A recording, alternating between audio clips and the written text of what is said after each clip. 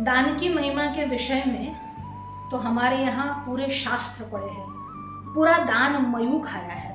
और पितामह भीष्म ने भी सरसैया पर सोते सोते युधिष्ठिर को पूरी दान महिमा समझाई है। हमारे यहाँ शास्त्रकार एक बात कहते हैं, शतेषु जायते शूरः, 100 में एक शूरवीर होता है। सहस्रेषु च पंडितः, उन हजारों में एक जो होता है वो पंडित होता है, मतलब ज्ञानी होता है।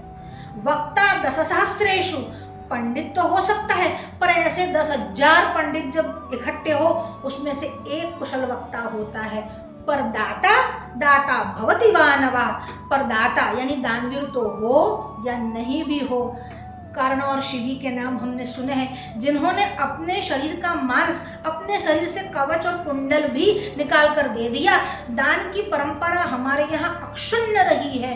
भारत ऐसा देश है, अगर आप किसी को कहो कि टैक्स भरो तो वो नहीं भरेगा, या फिर भरने में थोड़ी कचाशा चोरी करेगा। पर आप किसी को प्रेम से कहो कि तू दान दे दे, तो सत्कर्म के लिए दान देने वाले बहुत मिल जाते हैं। और दान देने वाले का हाथ हमेशा ऊपर रहता है, और जिस प्रकार से दान आप देते हो उसी दान को आप परलोक में प्राप्त करते हो।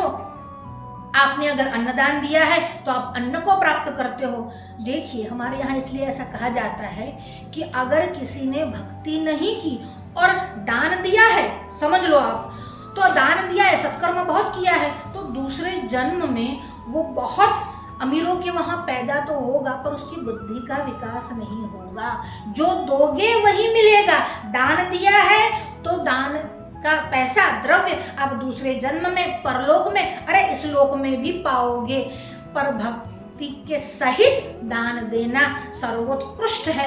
इसीलिए जब भी दान देने का विषय आए तो सुपात्र को दे, भक्ति सहित दे, और योग्य मार्ग में पैसा जा रहा है कि नहीं इस बात को समझ कर दे। और विशेष बात, दान देने में आपकी पत्नी की सहभागिता है।